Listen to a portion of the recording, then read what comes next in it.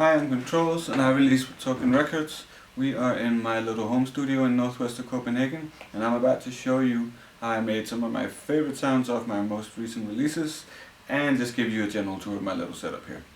So, a quick rundown of my gear. We start with converters, really essential for me. I need to be able to hear properly what I'm doing. I need detail and I need my gear to come into the computer properly and to get the essence of whatever box I'm trying to record. And it's made in Denmark by a nice little company called Rostec, so I can get it fixed anytime. So that is my basic hub of the studio. And then going into it, we have a couple of boxes. First off, the Ambika by Mutable Instruments. You probably know their modular gear.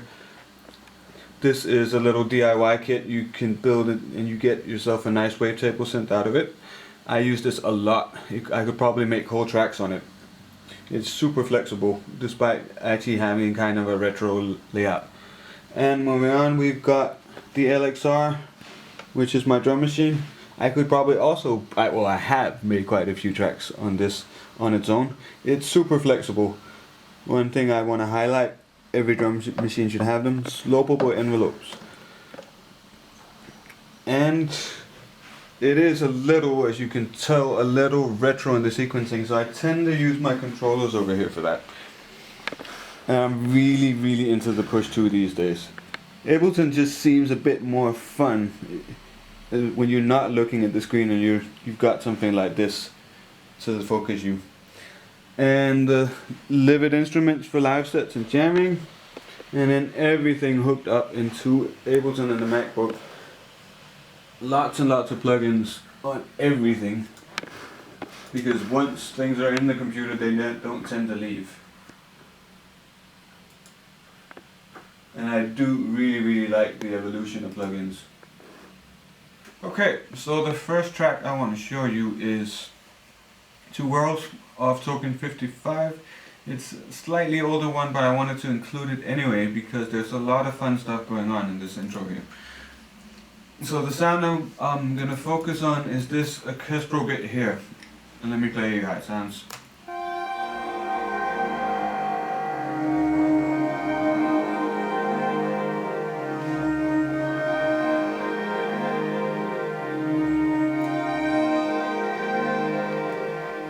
You can tell it's got sort of an orchestra warming up kind of quality, like a whole string section trying to tune their instruments. So let's dive in and see what it's made of. It's basically based off a Zebra 2 patch, which is pretty simple. So really just a 2 oscillator thing here. With a little bit of modulation, but nothing too much. Just some vibrato to make it move. The real fun part starts in here. Not too many people I know actually use this thing. The Zebra has the option to be a plugin in itself, meaning an insert. So I've constructed, and this is one of the more fun things I've done inside the computer, I've constructed this random glitcher thing.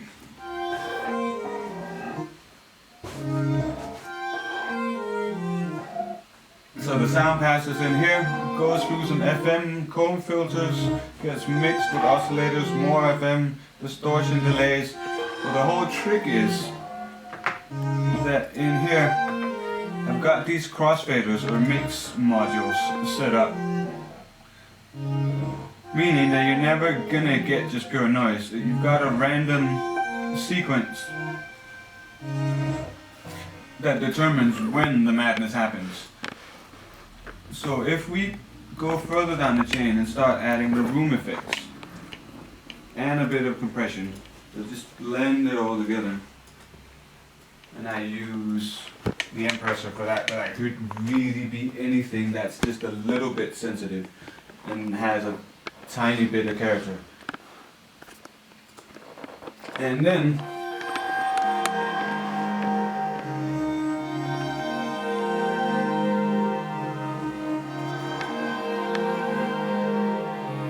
there's our full sound. And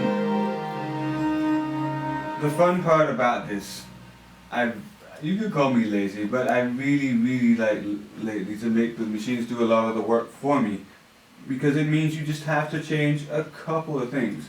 You see here, this pattern and this pattern are almost identical, but because of this whole system I've got going here, of all these plugins, it makes a pretty big difference. And then to add further movement, I've got some sends going, as you can see here. The first one is a vintage verb and Ubermod combination. When I was doing this track, I used that kind of stuff almost exclusively. And the reason for this is a good friend of mine told me that having a few of their plugins is not too far from having something like an Eventide H3000 or 4000, or even the newer ones, is that you can basically design your room presets by just combining a few plugins and tweaking them accordingly. And the cool thing about stuff like Ubermod is it goes quite far. I'm really into these multi-tap delays. It's also what's on this particular sound to give it this metallic thing. So you've got a 32 tap delay, which gives it this sort of slightly digital raspy quality to the reverb tails, and I'm such a big fan of. Everything has to sound metallic in some kind of form in my productions. It just kind of always ends up that way. And the same principle applies to these. So obviously you've got lots of automation to control the intensity of things.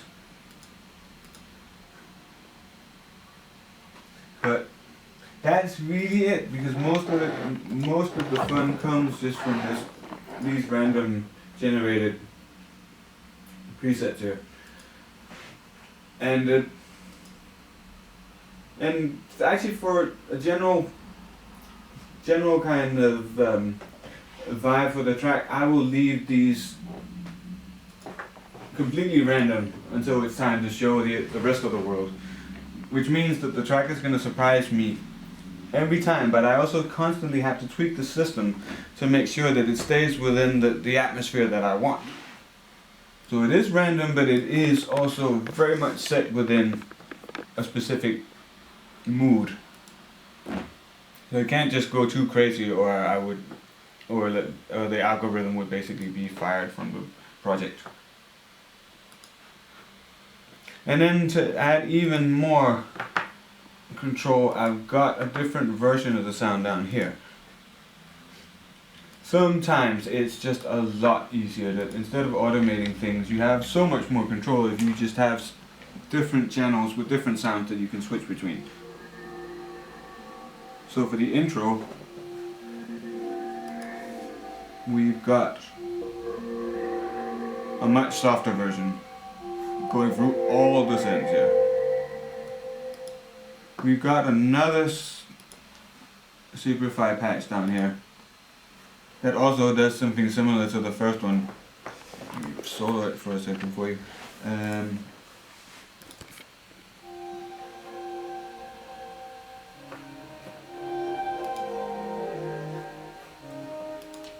see.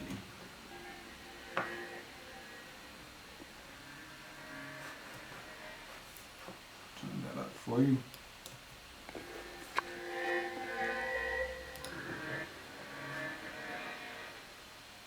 So even the reverb sends are getting glitched and crunched up in all sorts of strange ways.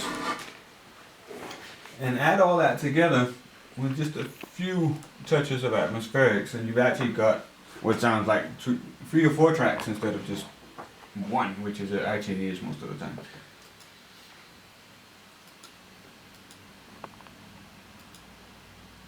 And that is basically your Two Worlds intro.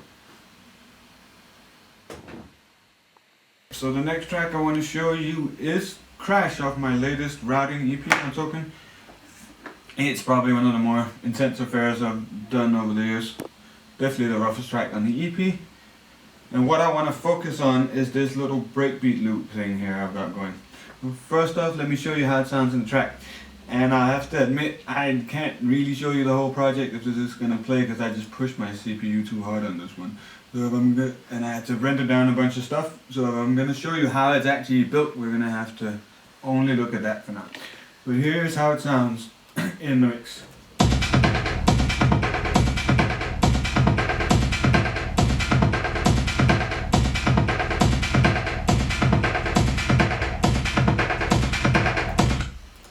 So let's have a look.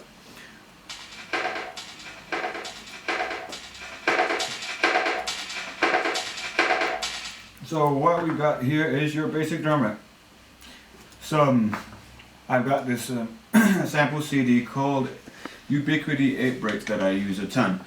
It's a whole bunch of breakbeats that were never in any tracks. They were kind of made for the CD and they sound just like they were from the 70s. I have a lot of fun chopping those up.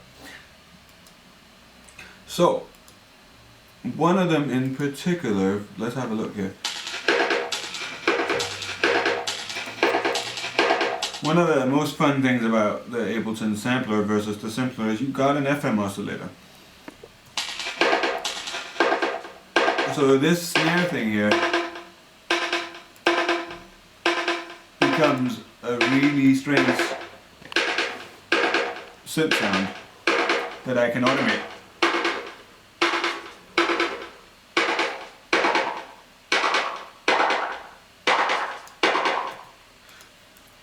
Whole bunch of fun with that. And the main thing with that is, again, just like the other tracks you see here, we've got steady movement throughout the track. It also means I've got decay on everything automated so that I can go from tiny little hits like that to full on opening up the kit. It makes it sound a lot more natural, makes it sound a lot more like a cohesive sequence. So let's look at what is processing this thing. So if we start from the beginning, I'm going to disable all these.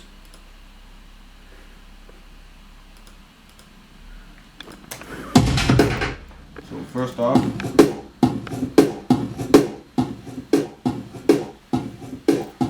you can hear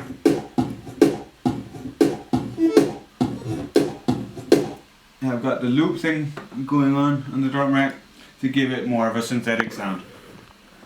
And I'm pitching the different hits accordingly to make them sound like that's how I want them. Let's see down here. And then the main thing, and I use this guy a ton, is the VSM Free from Rainworks Plugin Alliance. It's definitely one of my favorite saturation boxes, mainly because you can point it at all sorts of specific frequency areas, and you've got MS and all of this stuff, but for this one I just want it straight up crunch. So without, we've got tons of clipping here, but we will fix that as soon as this is on. So it just kind of brightens everything up, and it gets rid of some of that you could say native computer sound I'm not terribly into. Especially for high end, the stuff that doesn't have it, this thing can really just manufacture it. So we are adding this kind of texture to the whole thing.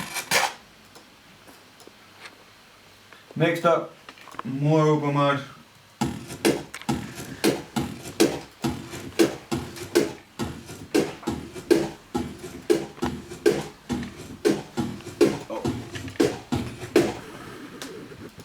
That I'm not using, so we're going to cut that out.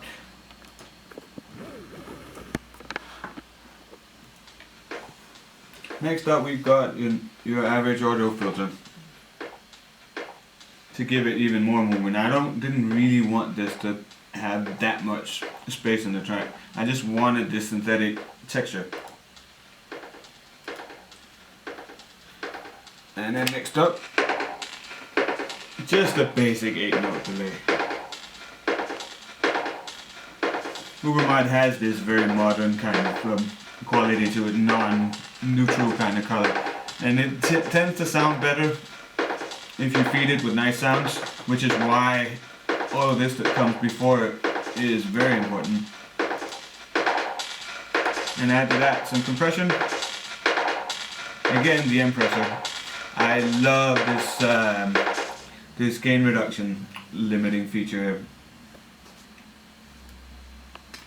It gives a kind of, you could say, a compression and then limiting effect, where the compression kind of flattens out as it's approaching the release stage. It gives a very kind of intense, squashy feel to it. This feels like a bit, first of all, it's a bit more modern than all the 70s emulations, and it just feels a bit more, you could say, robotic, which I really like. And then finally, my favorite plugin company of late. This is Dent, the distortion wave shaper unit. I've been looking for something like the Ableton Saturator, just in higher quality and unfiltered audio. Gave it to me. I'm using their second version right now, but this is an older project, so I'm on the first one. And as you can hear, it just makes things louder, a bit more crunchier, and a bit more defined as well, because it's got that sharp high end, which you probably wouldn't find in something more like this, where this kind of just adds air. This is a bit of a more of an assertion kind of tool for me. Like if I want things to be really blocky and upfront, I'll pull out this thing, and if I want things to smoothen out and just be a bit richer, this is usually my go-to.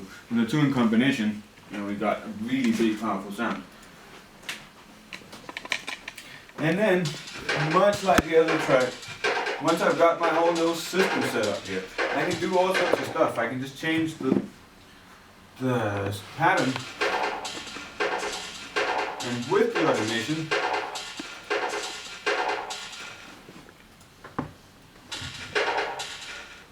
we got a very live sequence that can basically carry the whole track, and then everything else is just your average kind of standard techno drums. And the other cool thing, which is something I really, really like about producing techno, is the lead is the rhythm, is the lead is the rhythm. Is one of my favorite things to mess around with. But this is basically as much drums as it is a synth. At least when you get to this part. Every part has a character and adds a rhythmic, fancy component to the track, as well as some wildness, as it's a little harder to control, something like a cut up breakbeat, and just has a character. Every hit becomes its own little event instead of just being a supporting role, and I needed that for this thing. It needed to be super intense.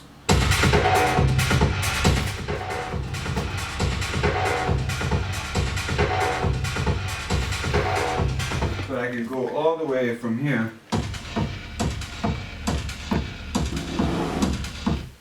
to here.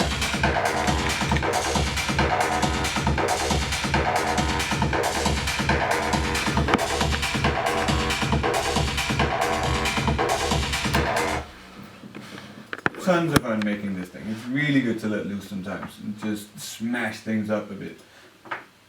And this also looks very calculated when you look at it from that perspective, but really all of these are just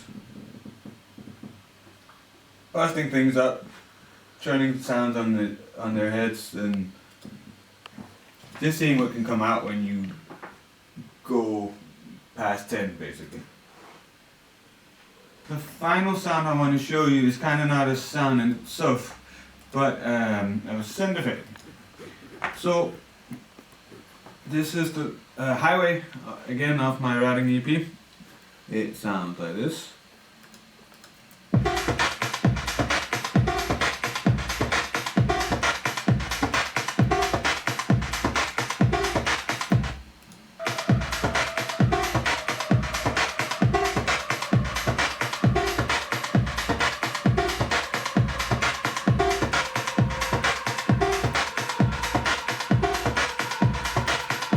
So the sound I want to focus on is this reverb coming off the lead, which I've got up here. And that is coming off my trusty Ambika. It is just a fairly basic wavetable preset. Bit of filtering. So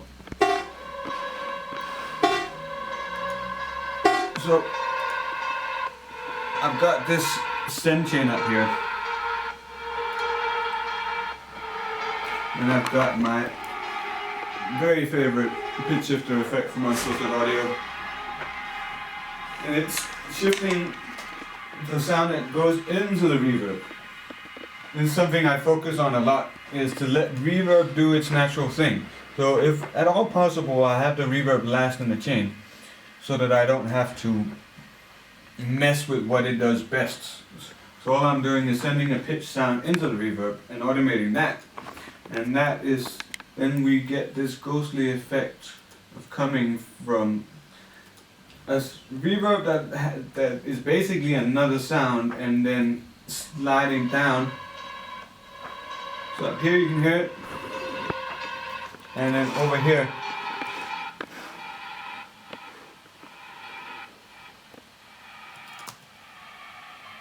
all the way into the abyss, basically, into nothing. And over here,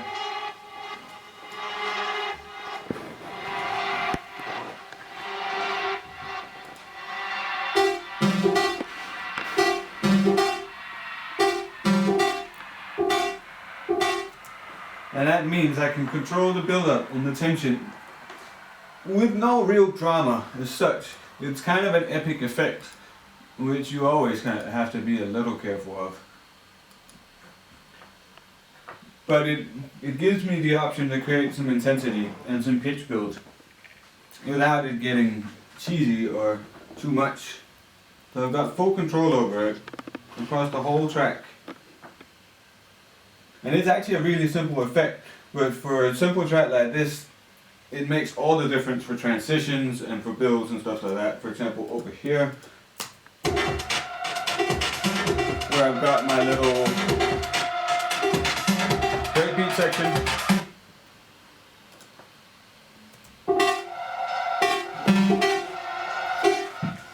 I actually really like this part. It's super haunting. And one of the most fun parts about doing these sounds is that when they start taking on a human or organic character, then you know you're onto something.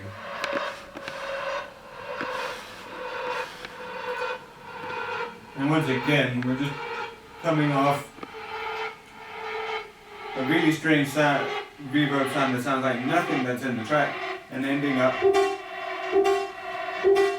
with something that actually sounds like the original synth.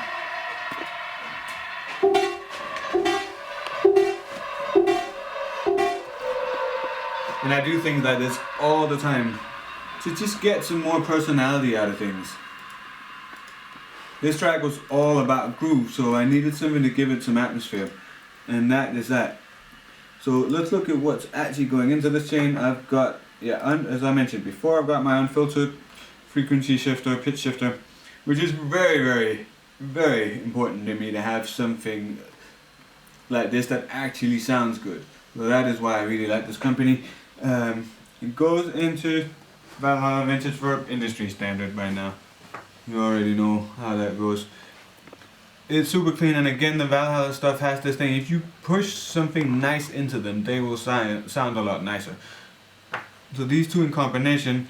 Then I'm using the glue compressor side chain to the original sound to make it duck, give it some rhythm, and also to just create space in the track. So again, this effect that can very easily become a bit too much has a rhythmic control over it. And there you go. That's basically most of the atmospherics I did for this track. And it all comes off the sound that's off the lead sound. That means that my atmosphere will always be consistent, instead of me just adding some sounds that I have to struggle to fit into context. This is just I'm working from context in this sense.